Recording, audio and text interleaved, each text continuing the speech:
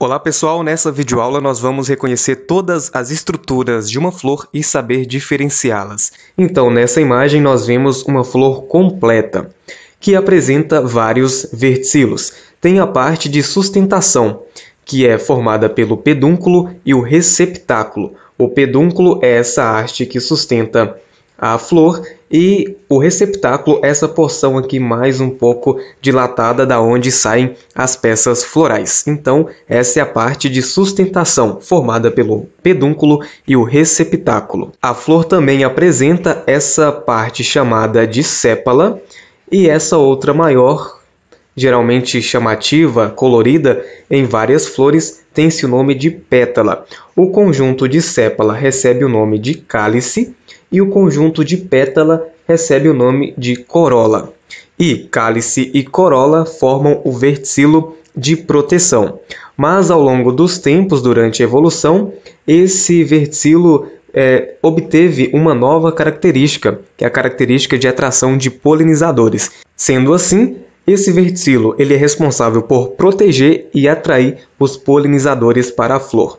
A flor completa, ela também vai apresentar a parte feminina e a parte masculina. A parte masculina da flor é composta pela antera e o filete.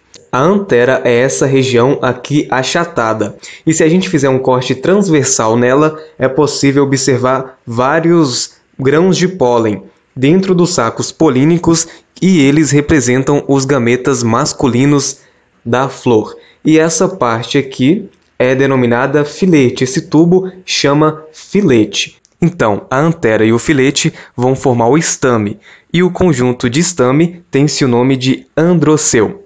A parte feminina da flor é formada pelo estigma, o estilete e o ovário. O ovário é essa parte basal achatada. O estilete é o tubo que parte do ovário até essa região dilatada chamada de estigma, aonde vai receber o grão de pólen. E essas três estruturas, estigma, estilete e ovário, formam o pistilo.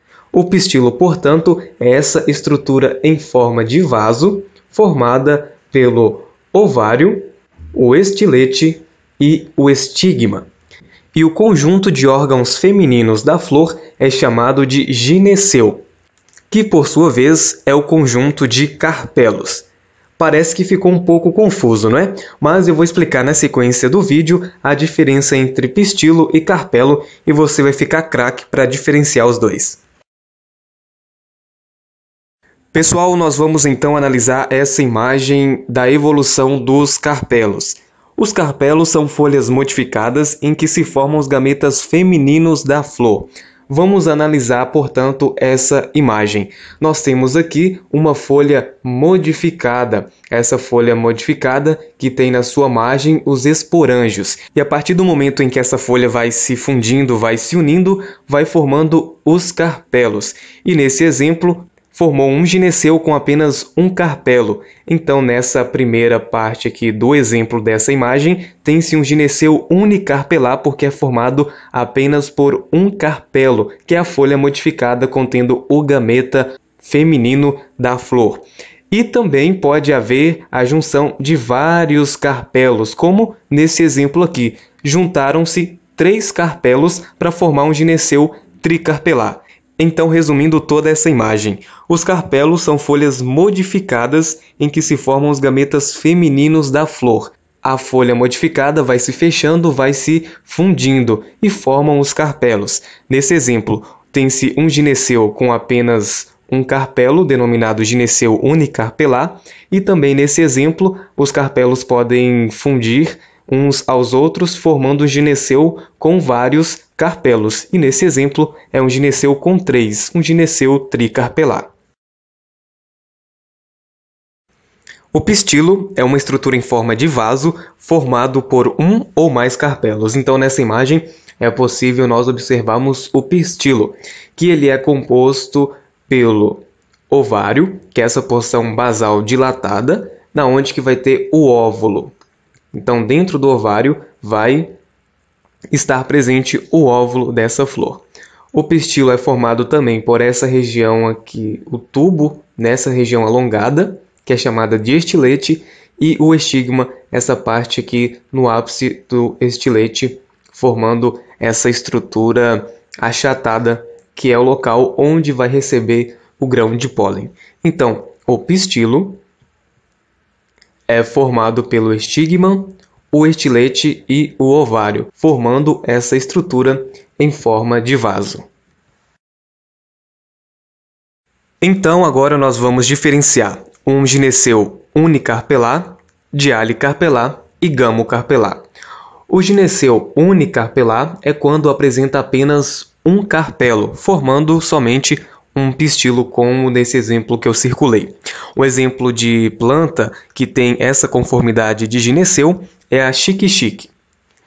No segundo exemplo, temos o gineceu dialicarpelar, que ele é constituído de carpelos que estão livres entre si, formando outros tantos pistilos. Então, neste exemplo, tem 3 carpelos que vão formar 1, 2, 3 pistilos.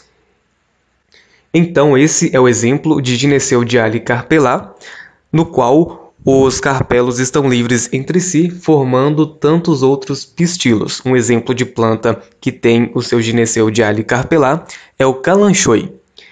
E por último tem-se o gineceu gamocarpelar, que é formado por carpelos que estão fundidos entre si, formando um só pistilo. Então aqui tem o exemplo de apenas um pistilo, com essas 3 partes aqui do estilete mais projetadas, mas formando apenas um pistilo. Nesse exemplo tem 3 carpelos que estão unidos entre si, formando apenas um pistilo. Um exemplo de planta bem conhecida que apresenta o gineceu gamocarpelar é o hibisco. O hibisco apresenta 5 carpelos que fundem entre si, formando apenas um pistilo. E quanto à placentação? Então, são 5 placentações possíveis encontradas. A placentação parietal, axial, central, apical e basal, que a gente vai diferenciá-las agora. Então, a placentação parietal vai ser quando os óvulos estão inseridos na parede ovariana.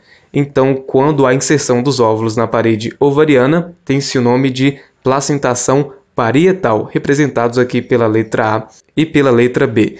E nos exemplos C e D, tem-se a placentação axial, que é quando os óvulos estão inseridos no eixo central do ovário em um gineceu gamocarpelar, formando mais de um lóculo. Então, essa conformidade axial só é possível ser observada em um gineceu com mais de um carpelo, porque forma mais de um lóculo. Aqui, por exemplo, são 3 carpelos formando 3 lóculos. Os exemplos E e F mostram a placentação central, que é quando os óvulos saem do eixo central do ovário. Mas também é a definição, do axial. Então, qual a diferença entre os dois? É que na placentação axial, os óvulos vão sair do eixo central de um ovário gamocarpelar, com mais de um carpelo. E na placentação central, os óvulos vão sair do eixo do ovário, do eixo central do ovário, de um gineceu unicarpelar, ou seja, com apenas um carpelo. Na letra G, nós temos o exemplo de uma placentação apical, que é quando o óvulo ele sai no ápice do ovário, e na letra H, uma placentação basal, quando o óvulo ele está inserido na parte basal do ovário.